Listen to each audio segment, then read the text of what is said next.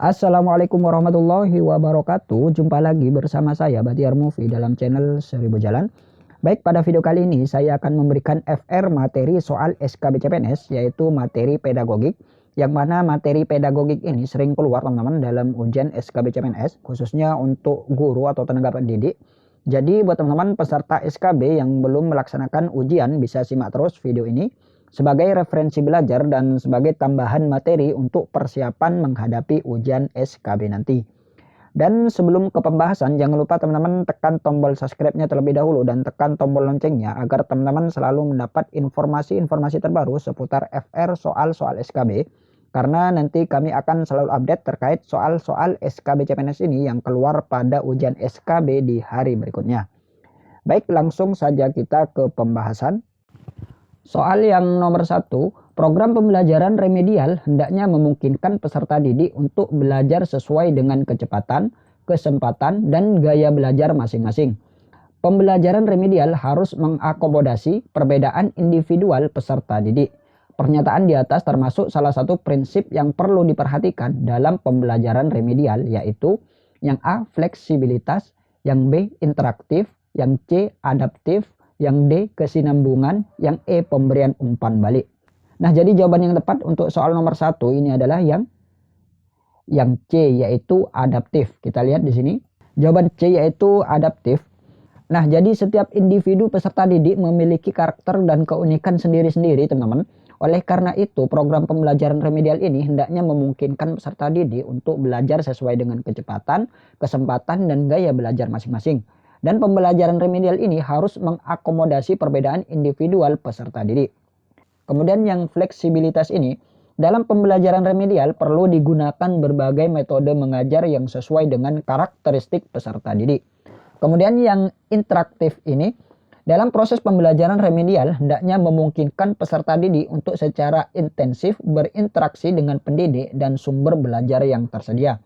Hal ini didasarkan atas pertimbangan bahwa kegiatan belajar peserta didik yang bersifat perbaikan perlu mendapatkan monitoring dan pengawasan agar diketahui kemajuan belajarnya. Jadi jawaban yang tepat ini adalah yang C, teman-teman.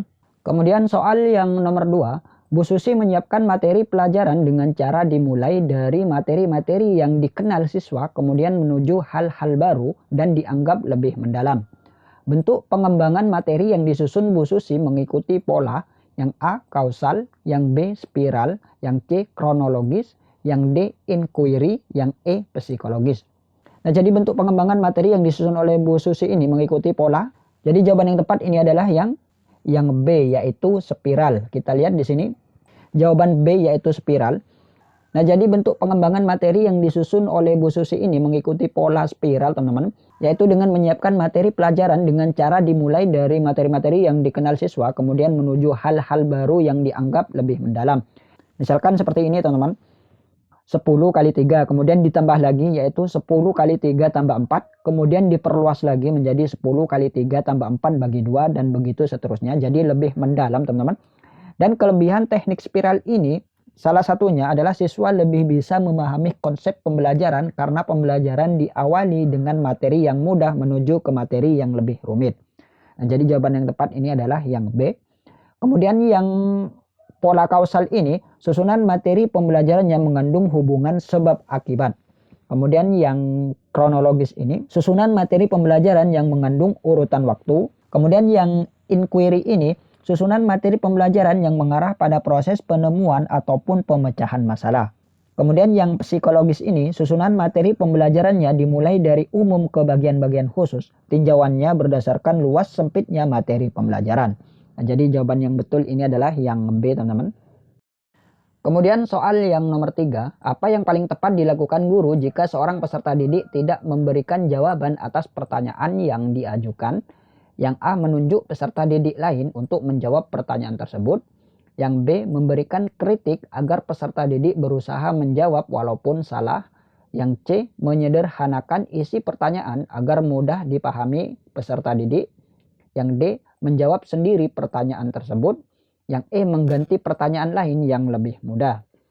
Jadi jawaban yang tepat untuk soal nomor 3 ini adalah yang A, yaitu menunjuk peserta didik lain untuk menjawab pertanyaan tersebut. Nah, jadi tindakan yang paling tepat yang dilakukan guru ketika ada seorang peserta didik yang tidak memberikan jawaban atau tidak mau menjawab atas pertanyaan yang diajukan guru adalah menunjuk peserta didik lain untuk menjawab pertanyaan tersebut. Dan perlu diperhatikan juga dalam mengajukan pertanyaan ataupun menerima jawaban dari siswa, guru perlu menunjukkan sikap baik. Sikap dan gaya guru termasuk suara, ekspresi wajah, gerakan, dan lain sebagainya.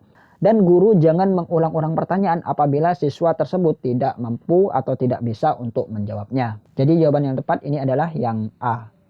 Kemudian soal yang nomor 4, prinsip sistematis sebagai salah satu prinsip pengembangan silabus, artinya yang A cakupan, kedalaman, tingkat kesukaran, dan urutan penyajian materi dalam silabus sesuai dengan tingkat perkembangan fisik, intelektual, sosial, emosional, dan spiritual peserta didik. Kemudian yang B, adanya hubungan yang konsisten atau ajek taat asas antara kompetensi dasar, indikator, materi pokok pembelajaran, pengalaman belajar, sumber belajar, dan sistem penilaian. Kemudian yang C, cakupan indikator, materi pokok atau pembelajaran, pengalaman belajar, sumber belajar, dan sistem penilaian cukup untuk menunjang pencapaian kompetensi dasar. Kemudian yang D, komponen-komponen silabus saling berhubungan secara fungsional dalam mencapai kompetensi. Nah, jadi jawaban yang tepat untuk soal nomor 4 ini adalah yang D, yaitu komponen-komponen silabus saling berhubungan secara fungsional dalam mencapai kompetensi. Kita lihat di sini. Nah, jadi jawaban D, teman-teman. Kemudian prinsip pengembangan silabus ini ada 8, teman-teman. Yang pertama yaitu ilmiah, relevan, sistematis, konsisten, memadai, aktual dan kontekstual, fleksibel, dan menyeluruh. Nah, yang ditanyakan pada soal nomor 4 ini adalah prinsip sistematis, teman-teman. Nah, prinsip sistematis ini adalah komponen-komponen silabus saling berhubungan secara fungsional dalam mencapai kompetensi. Nah, jadi jawaban yang tepat ini adalah yang D. Kemudian yang ilmiah ini, keseluruhan materi dan kegiatan yang menjadi muatan dalam silabus harus benar dan dapat dipertanggungjawabkan secara keilmuan. Kemudian yang relevan ini, cakupan kedalaman, tingkat kesukaran, dan urutan penyajian materi dalam silabus sesuai dengan tingkat perkembangan fisik, intelektual, sosial, emosional, dan spiritual peserta didik. Kemudian yang konsisten ini adalah adanya hubungan yang konsisten antara kompetensi dasar, indikator, materi pokok pembelajaran, pengalaman belajar, sumber belajar, dan sistem penilaian. Kemudian yang memadai ini, cakupan indikator, materi pokok atau pembelajaran, pengalaman belajar, sumber belajar, dan sistem penilaian cukup untuk menunjang pencapaian kompetensi dasar. Nah, jadi jawaban yang tepat ini adalah yang D. Kemudian soal yang nomor 5, berdasarkan data hasil evaluasi pembelajaran tentang memahami teks anekdot, ternyata hasil tidak maksimal. Dari 30 siswa dinyatakan belum tuntas sejumlah 15 sehingga mengikuti program remedial. Sedangkan yang dinyatakan tuntas sejumlah 15 orang mengikuti program pengayaan.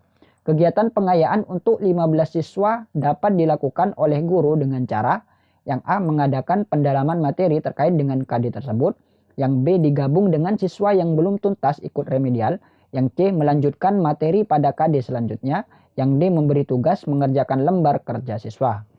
Nah, jadi jawaban yang tepat ini adalah yang A, yaitu guru mengadakan pendalaman materi terkait dengan kompetensi dasar tersebut.